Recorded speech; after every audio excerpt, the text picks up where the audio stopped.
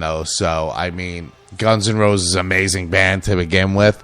And to pay respect to a guy who's talked shit about you, even though you toured with him, it's still a great thing. So, I think they did a great fucking version. It's my actually favorite version of any tribute so far that I heard. Everybody's talking about Stone Sour. Yeah, it was good. I mean, we got through all of this. We got to see another side of Corey Taylor. You know, I'm a Slipknot fan, but I like to bust Corky's balls. And speaking of that, and Guns N' Roses at the same time, I do believe you were supposed to retire, my friend. I'm still not letting that go. I still remember. And Guns N' Roses, look at how long this tour has been going on. Shit, Jesus Christ, I think I seen them a year ago already. I don't even remember. But I think it was last summer. I'm not even 100% sure on that. But look, dude, they got back together. Oh, I know you're not counting it because Izzy's not in the band and it's a different drummer. But let's face it, I mean, Izzy was a great part of the band, but Slash and Axl make the combo what the danger that it is. So, you know, whatever the case may be. But there's so many, I'm so, with the way records are being sold now, there's so many versions and so many reissues, and it just gets confusing to which ones to buy, and everybody's like, is it an OG? Is it this when it comes to vinyl? And I got news for you. They do call it pieces of vinyl, Howard Stern. So I know you bust Gary's balls, but it is, people in the industry do call it how many pieces of vinyl do you have. But there's so many. To me, it doesn't matter if it's a reissue. It kind of matters what country it was pressed in. You know, we're big fans of vinyl here at the Jay Stone Show. But, you know, so colored vinyl, just because it was limited edition, doesn't make it a better sounding vinyl. It's actually cheaper to process. It's cheaper to manufacture. And it sounds cheaper. It's exactly that.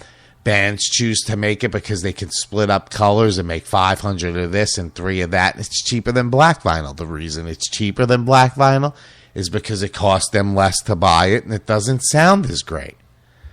A lot of people complain about new records when they get them, that they sound noisy.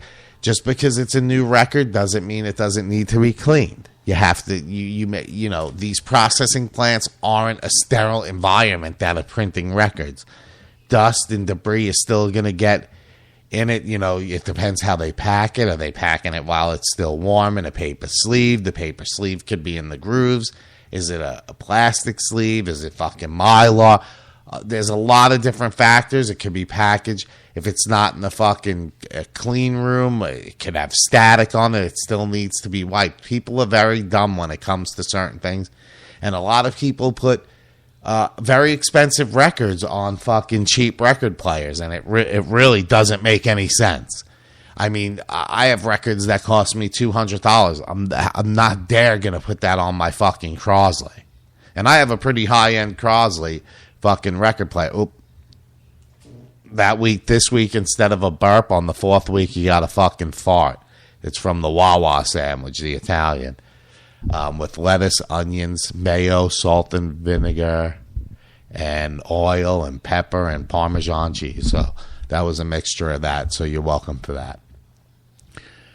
Damn, I'm riding fucking solo here. I got the fucking dogs. I got the business. I got the dishes. I got everything here, man. She's down in fucking Fort Lauderdale with her fucking parents, leaving me with all the shit. I can't even take a goddamn vacation anymore. I can't even take a vacation with the business. It's one of those things. I don't trust anybody enough to run it. Why did Nightmare Before Christoph just change its name to Mora? I thought he was touring as that. The guy from Bile did a solo CD back in the day, and it was called Nightmare Before Christoph, and he just did a solo show, and I guess he was going to do... I'm scratching like the fleas again. I'm scratching like the fleas. But he just changed the name, so I got questions there for that. So I guess Justin may have fucking forgot that he was supposed to call in, or maybe because I asked, you know... I thought he knew someone that worked at Universal, so I was trying to get passes to go there because I'm in a blackout for my Disney fucking annual passes. So I was trying to, You know, it's expensive to get into. Everybody complains about Disney, but it's fucking like $110 to get into fucking Universal for one day. For one day. I mean, it's the same. I guess it's the same price, but the annual pass is just as much. You get 5 parks with fucking Disney. You don't get that. You get one park. If you want the multiple ones, you got to pay more. So I was looking at doing something like that, but then we have Wiki Watchy around here. So let me see. Yep, he's here. He's going to call in. You going to Skype me or you going to call? I got to set my phone up. So I got all shit going on. I'm going to go to break. I'm going to play a song by these guys, and I'm just busting balls, dude. I'm going to play a song by A Fine Line. Here's The Curse. I'm Jay Stone, RockmetalTALK.com.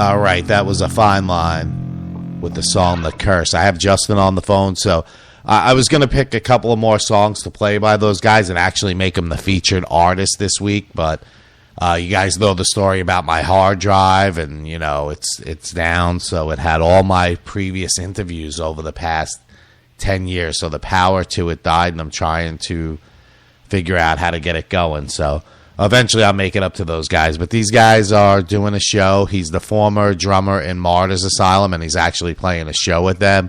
So we're going to talk a little bit about that. We're going to talk about their new website and what's going on with the band. So welcome back to the show, Justin. How are you? Hey, what's going on, Jay? Not much. Just doing the show, you know, trying to promote and get, you know, the bands out there and shit. So what's going on? It's just finally getting back into the game again. Had to take a little break. Cool. So you guys are playing a show. Oh yeah, what's that? You guys are working on new material? Yeah, that's right. We're almost done. Just writing out the second EP. Just I think one more song left, and we're gonna get into the studio the next 2 months here. You gonna go to a local studio, or you got something bigger? Yeah. I think you know, some of my guys, they know people, so that's gonna work out. Cool. How long you been in that band now?